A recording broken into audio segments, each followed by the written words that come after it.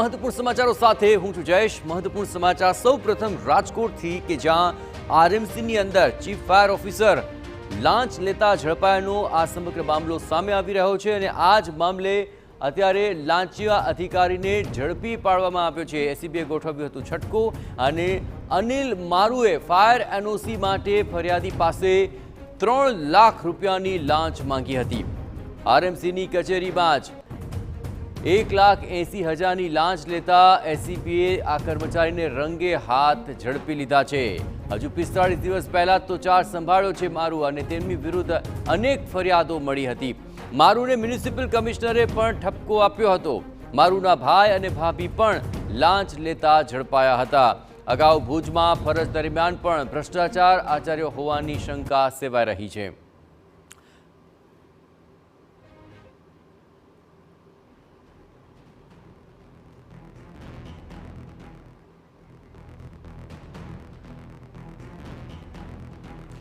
તો રાજકોટના ભયાવહ અગ્નિકાંડ હજુ તો 3 મહિના પણ પૂરા નથી થયા અને ત્યાં ફરી એકવાર આ આંચકાજનક ઘટના જ્યાં રાજકોટમાંથી જ સામે આવી છે આ આંચકાજનક ઘટના કે જેમની ઘોર બેદરકારીને લીધે અગ્નિકાંડ સર્જાયાના આક્ષેપો ઉઠ્યા હતા।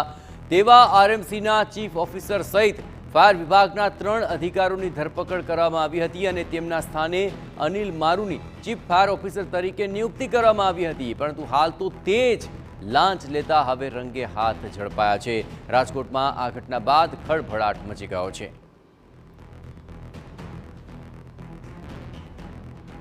તો મારુના કેટલા કાળા કામ છે અને તે વિવાદોથી ખરડાયેલો તેનો ઇતિહાસ છે। તેનો ભૂતકાળ આટલો જ ભ્રષ્ટાચારથી ભરેલો છે। પૂર્વ ભુજની અંદર ચીફ ફાયર ઓફિસર તરીકે તેણે કામ કર્યું હતું અને ફરજ દરમિયાન ચેકિંગના નામે અનેક બિલ્ડિંગને સીલ માર્યા હતા। ભેદી સંજોગોમાં કોઈ કાર્યવાહી વિના જ અનેક સીલ પાછા ખોલી પણ દેવાયા। અનિલ મારુએ ભ્રષ્ટાચાર આચરવા જ જાણે સીલનો ખેલ કર્યાનો આક્ષેપ હતો। આરએમસીના મ્યુનિસિપલ કમિશનરને અનિલ મારુ વિરુદ્ધ અનેક ફરિયાદો મળી હતી।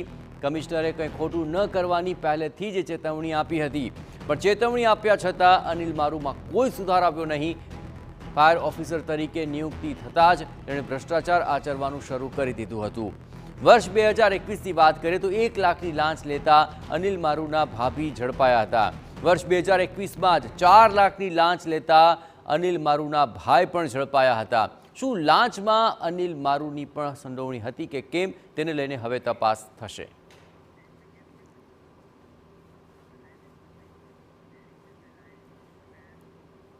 અને આ સમગ્ર મામલે વધુ વિગતે વાત કરવા માટે જોડાઈ રહ્યા છે TV9 સંવાદદાતા મોહિત। આ સમગ્ર મામલો હવે ખૂબ જ પેચીતો બની રહ્યો છે જ્યાં આરએમસી પહેલેથી જ વિવાદોના ઘેરામાં હતું। હવે અનિલ મારુનો સમગ્ર વિવાદ સામે આવ્યો છે। કઈ રીતે તેને ઝડપી લેવામાં આવ્યા અને આખરે હવે તેને લઈને કઈ દિશામાં તપાસ ચાલી રહી છે અને તેમાં કેવા મહત્વપૂર્ણ ખુલાસા થઈ શકે છે મોહિત।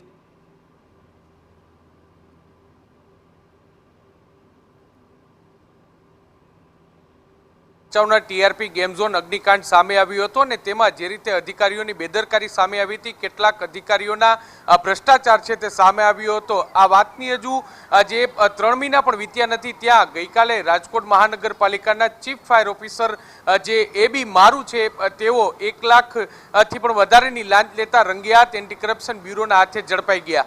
સૌથી મહત્વની વાત છે ને ગંભીર પ્રકારની બાબત એ છે કે એબી મારુને રાજકોટ મહાનગરપાલિકાના મ્યુનિસિપલ કમિશનર દ્વારા કલાકો પહેલા જ ચેતવણી આપવામાં આવી હતી કે તમારું કામ છે તે અયોગ્ય છે ને તમારી વિરુદ્ધની ફરિયાદો આવી રહી છે, એટલા માટે તમે સાવચેત રહેજો અને કોઈ પણ પ્રકારના ભ્રષ્ટાચાર વગર કામગીરી કરજો, નકર મારે તમારી સામે એક્શન લેવા પડશે।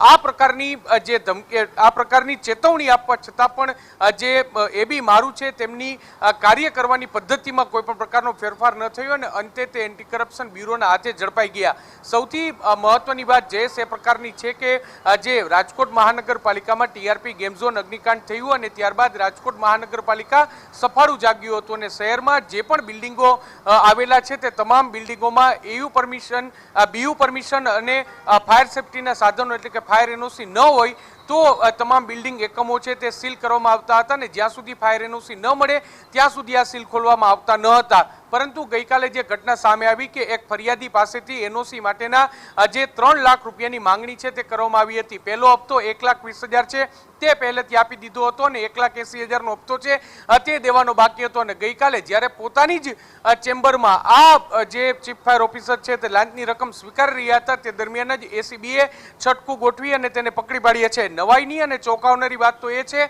કે એબી મારુની સાથે સાથે તેનો આખો પરિવાર છે તે પણ ભ્રષ્ટાચારથી ખરડાયેલો હોય તેવું લાગી રહ્યું છે. તેના ભાઈ અને ભાભી પણ ભૂતકાળમાં જે લાંચ લેતા જે ઝડપાઈ ગયા છે. અને ગંભીર પ્રકારની બાબતો એ છે કે જે અધિકારી દ્વારા તેમના ભાઈ અને ભાભીની ધરપકડ કરવામાં આવી હતી લાંચ કેસમાં તે જ જે અધિકારી છે તેમના દ્વારા એબી મારુ છે તેની ધરપકડ કરવામાં આવી છે.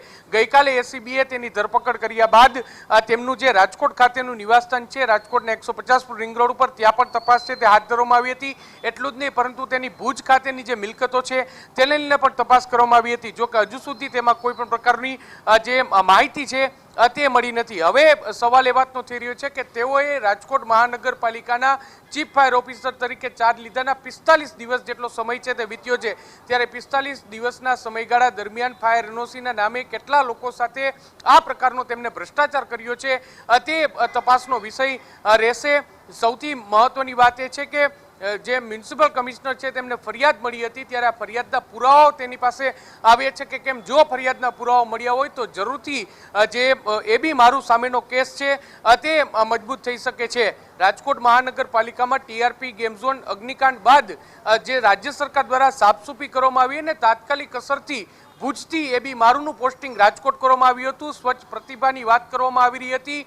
ભ્રષ્ટાચાર વિમુખનું આ શાસન આપવાની વાત કરવામાં આવતી હતી. પરંતુ જે પ્રકારની સ્થિતિ સામે આવી છે અને 45 દિવસના ટૂંકા ગાળામાં જ તેમને પોતાની એક દુકાન મારું એ ખોલી દીધી હોય તે પ્રકારની ઘટના છે તે સામે આવી છે. જોવાનું રહેશે કે એસીબીની તપાસમાં શું નવા ખુલાસાઓ થઈ શકે છે. જી બિલકુલ મોહિત, તમામ ગતિવિધિઓ પર આપ નજર રાખતા રહેજો. તો હવે આ લાંચીઓ સકંજામાં આવ્યો છે અને તેનો ભૂતકાળ પણ તપાસાશે અને આ સમગ્ર ઘટનાક્રમની અંદર કોણ કોણ તેની સાથે સંડોવાયેલું હતું તે પણ હવે તપાસનો વિષય બની રહેશે.